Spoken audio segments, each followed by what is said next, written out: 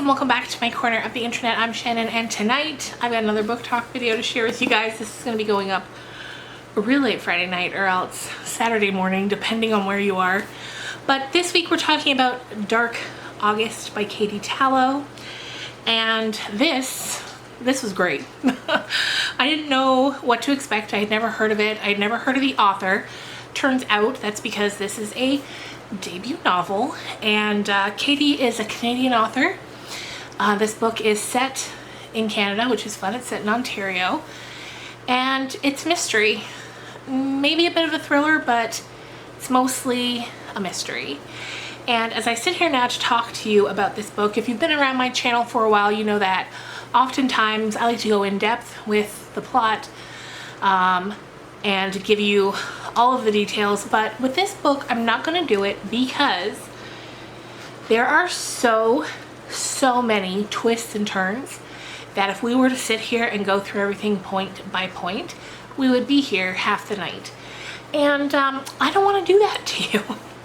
So this will be a spoiler-free review instead of a in-depth book talk. So let's get on into it.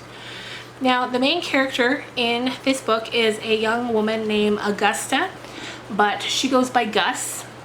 And when we first meet her, she's living in a motel with her boyfriend Lars. He's just the worst. He's a deadbeat, he's a criminal, and he's just the wrong kind of people. And she gets a phone call late one night from a woman who was the live-in nurse for her great-grandmother. Now, when Augusta was 8, her mother, whose name is Shannon, was a police officer, and she was killed. And they didn't really have much family, so Augusta was taken by a family friend to her great-grandmother's house. It was kind of like her only living relative. And so she goes there when she's 8, and then 2 years later she's sent away to a boarding school. The live-in nurse who cares for her great-grandmother Rose just doesn't really warm up to Gus and kind of gives Rose an ultimatum: if it's either the kid or me, pick. And Rose kind of put on the spot. She doesn't really know Gus, and her health isn't great, so she's like, okay, well, I'll send her to a good boarding school where she can, you know, live and hopefully thrive. So now Gus, when we meet her, she's 20, and late in the middle of the night she's getting a phone call from the live-in nurse saying that her grandmother passed away a little while ago, a couple of weeks ago, I think. And what happened was she finally got around to getting a hold of Gus because the will was read. And as it turned out, everything in the house, the dog, was left to Gus. Whereas the live-in nurse, I think her name is Miss Santos, she kind of thought that she was going to get the house for having cared for Rose for so many years, but she doesn't. So now she's mad and she wants to leave. So she finally gets a hold of Gus, and when Gus arrives, she's like, fine, you know what, here, it's all yours. There's letters in the house detailing everything. The dog's in there. Have at it. I'm leaving. And then she leaves. Soon after, she starts to get settled and make friends with the dog and look around this house that is just jam-packed full of things. She starts to warm up to the idea of all of this and the dog, and she soon finds out that the house, Rose didn't own the house. In fact, not too long ago she had like taken out a lien or a second mortgage or something, and a lot of money's owed on the house, so if she doesn't sell it pretty quick, it's going to be foreclosed by the bank. So Gus is kind of like, oh great, you know, I get here and now I've got all this to take care of for a woman who wasn't a part of my life. Now I'm stuck with all of this. While she's, you know, sort of moving around the house, getting things packed up and whatnot, first of all, she finds some cash, which is good because she needs cash, because she left her boyfriend in the middle of the night with nothing but like an overnight bag. And so she finds a bit of cash. I think it's $10,000, and she's like, okay, good. I can focus on this and not have to get a job right away while also doing this. So as this is all happening, and I will say this right now, this book took me a little while to get into. I was a good 100 pages in before I was in it, if you know what I mean. But once I got in it, I was in it, and I was like, what's going to happen? Because the mysteries that begin to present themselves to us are these. So as we know, Gus's mother, Shannon, was a police officer, and she was killed, or she died while working on a case.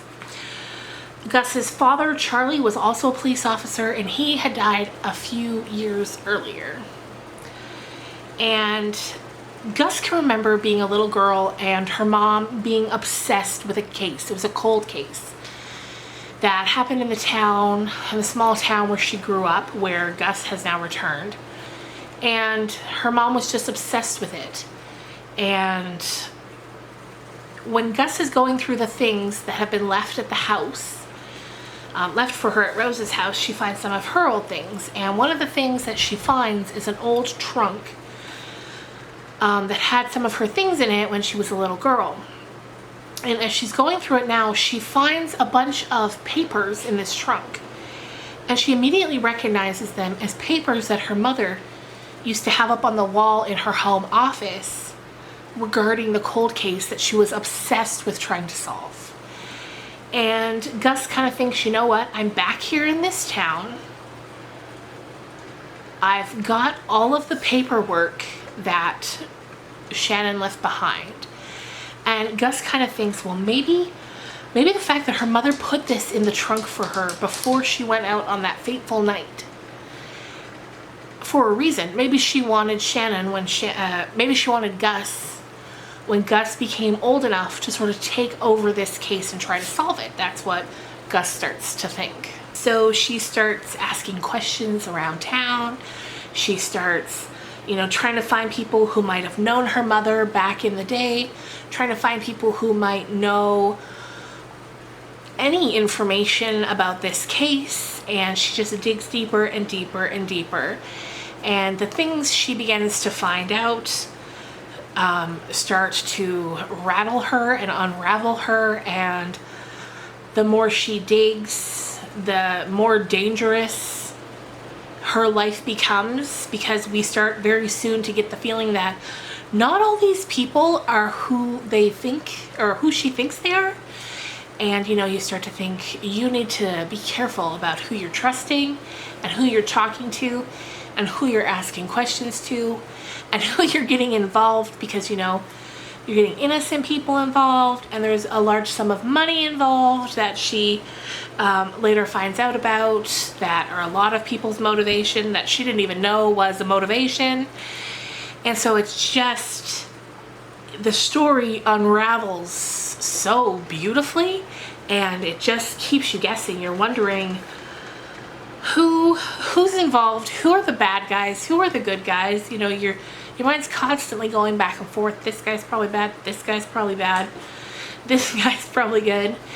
And it just became a really intricate mystery that I really enjoyed watching unfold. I know that's pretty vague, but if you love mysteries, I think you would really love this book. And yeah, like I said, I love that it's written, where is it? Here it is. I love that it's written by a Canadian author. I love the title, Dark August. We're currently at the tail end of August, but it seemed fitting for this time of year. And yeah, it's a beautiful debut. I think Katie is an amazing author. It's beautifully written.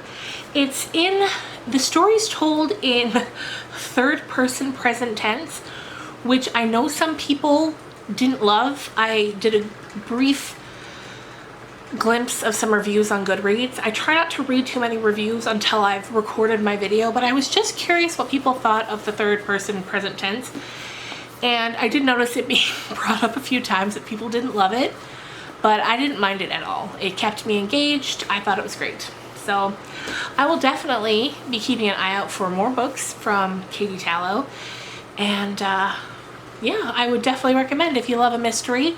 And like I said, if you're in the first little bit and you're like, this isn't grabbing me, keep going. It was the same thing for me. It took me a while to really get into it, but once I did and everything just started unfolding, I was hooked. So 2 thumbs up for me. Would recommend. Hope you enjoyed this spoiler-free review. If you're new to my channel, a lot of these reviews are not spoiler-free, but I do try to give warnings whenever I can. Yeah, so I don't want to ruin anything for anybody. But anyway, let me know in the comments down below. Have you read this book? If you did, what did you think of it? And yeah, I hope you guys have a great weekend. I will see you again though before the weekend's out. We're going to be posting the next 3 or 4 chapters of Pride and Prejudice, and I can't wait to share that with you. So until then,